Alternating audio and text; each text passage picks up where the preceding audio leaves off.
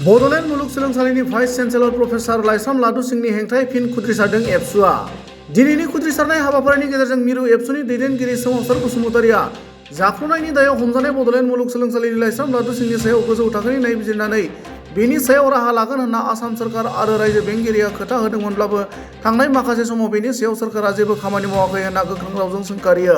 आरो जेब्लासिम vice chancellor professor लाइसाम लादु सिंहखौ बड'लेण्ड मुलुगसोलोंसालिनिफ्राय होखारा अब्लासिम गोख्रों सोमावसारगोन होनना बुंनायजों लोगोसे 10 अक्ट'बर खालि बिटिआर हालामनि मोनबा जिल्लानि सिङाव थानाय गंफ्रोम कलेजनि खमैबो सा 2000 फरायसाफोरखौ लानानै धरना लागोन होनना खौरांगिरिनि सिगाङाव ओरैबायदि बुङो। दुलाराय बर' फरायसा आफादा थांनाय 6 तारिखआव जि धरना हाबाफारि 11 तारिखसिम फोसावदोंमोन।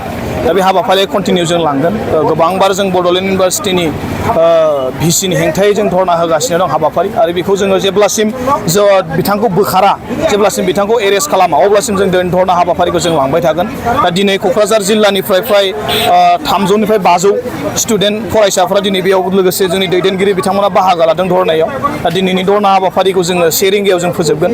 नाथाय गाबोन जों मोनसे गिदिर हाबाफारि लादों। गाबोन बेयाव बड'लेण्ड इउनिभारसिटिनि एफिलिएटेड कलेज जेसेबां दङ बिनि आरो बिटिआरनि मोनबा जिल्लानि फरायसुला फरायसुलिजों लोगोसे दैदेनगिरि बिथांमोना फ्राय 2000नि खाथियाव बेयाव बाहागो लागोन आरो बिराद गिदिर मोनसे गाबोन हाबाफारि जों लादों धरना हाबाफारि। आरो बेनि उनावबो जुदि समाधान जायाबा जों इउनिभारसिटिखौ अराय समनि थाखाय जोङो जोबनो गैयै समसिम जों बन्द खालामनो हागौ। जेब्लासिम बड'लेण्ड इउनिभारसिटि भिसिखौ बोखारा अब्लासिम जोङो बिनि गासैबो एडमिनिस्ट्रेटिभ स्टाफजों लोगोसे जों बिनि गेटखौ जों बन्द खालामनाय जागोन। जोङो गोबां डिमान्ड होबाय थादों आसाम सरकारखौ, गोबां आसाम सरकारजों लोगोसे बिटिसि सरकार आरो गभर्नर बिथांनिसिम जों मेम'रेन्डाम हरबाय खालामनांगौनि थाखाय। दा बिथांमोना मोनसे स्टेप खालामदोंमोन, बे मोनसे हाइ लेभेल मोनसे इनकुवेरि कमिटि बानायनानै आरो बे इनकुवेरि कमिटिनि रिपर्टजों बिथांमोना भिसिनि एक्सनखौ लागोन बे खोथा बुंदोंमोन। नाथाय जों जि नुबाय बे कमिटिया भिसिनि हेंथायै जेबो मावाखै, भिसिखौ बासायनो थाखायसो बिथांमोना मावदों।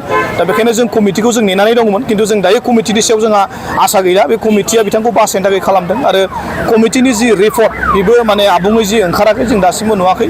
बेखायनो जोङो बे कमिटिखौ जोङो बिसास खालामा, बे कमिटिनि सायाव जोंहा फोथायनाय गैया। दा बेखायनो जोङो गोदानै जों डिमान्ड खालामदों, दाबि खालामदों बिथांखौ थाबैनो एरेस्ट खालामनांगौ आरो थाबैनो बे इउनिभारसिटिनिफ्राय बोखारनानै मोजां सासे जोंनो भिसि जों लाबोनो हानांगौ। बेखौ जोङो दुलाराय बर' फरायसाफोरा डिमान्ड खालामदों आरो जेब्लासिम जाया अब्लासिम जोंनि आन्दोलना सोलिबाय थागोन। बड'लेण्ड मुलुगसोलोंसालिनि बे जेंनाखौ लानानै बिटिआर गभर्नमेन्टनि रला सिगाङाव माबायदि लादोंमोन आरो माबायदि लाजानो लुबैयो? बिटिआर गभर्नमेन्टआबो बिथांमोना आसाम सरकारखौ खावलायनांगोन। जों सिगांबो बुंदों बिथांमोना गावसिनि लेभेलाव बिथांमोना मावबाय थादों होननानै जोंनो खोथा होदों, बिथांमोना सावरायबाय थादों होननानै खोथा होदों। दा बेखायनो बिथांमोनखौ जों आरोबाव फिन खावलायबावदों, जेरैबायदि सावरायदोंमोन बेनिख्रुइ एसे बांसिनै प्रेसार होयो जाहाथे बे मोनसे बड'लेण्ड इउनिभारसिटिया बिटिसिनि बा जोंनि बर'फोरनिनो मोनसे गिदिर मोनसे फसंथान आरो जोंनि फरायसुला फरायसुलिया बेयाव फरायनानैनो हयथ' गावबा गावनि थांखियाव बा जोंनि हारिनि गेजेराव मोनसे गोजौ सोलोंथाइ मोननो जों हायो।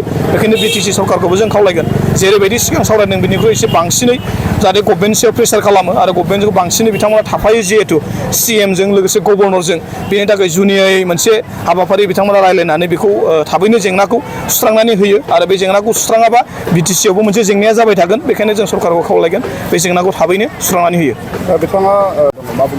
बिथाङा माने लाजिनो रोङैजों होननांगोन बे भिसिखौ। दा गुबुन मानसिफोर बाहाय थांगौमोन, बिथाङा माने ओरैबायदि सासे सुबुं माने सासे बेक्ति, बियो लाजिनाय गैया आरो बे माने जेबो इउनिभारसिटिनि जेबो खोथाबो साना आरो इउनिभारसिटि डेभेलपमेन्टनि खोथा बिथाङा फंसेबो साना। बिथाङा जाबाय गुबुन जायगानि, बे इउनिभारसिटियादि बर'फोरनि आन्दलनजों मोननाय मोनसे फसंथान बा बर'फोरनि मुंख्लंफोरजों मोननाय फसंथान, बे खोथाखौ बिथाङा बुजिया। बिथाङा बेयाव साख्रि मावनो फैदों, मावदों आरो बिथाङा बेजों लोगोसे गावनि पावारखौ देखायनानै गावनि टार्म जोबजासिम बिथाङा जेरैखि जाया गावखौ क्लियार खालामनो थाखाय बिथाङा नाजादों।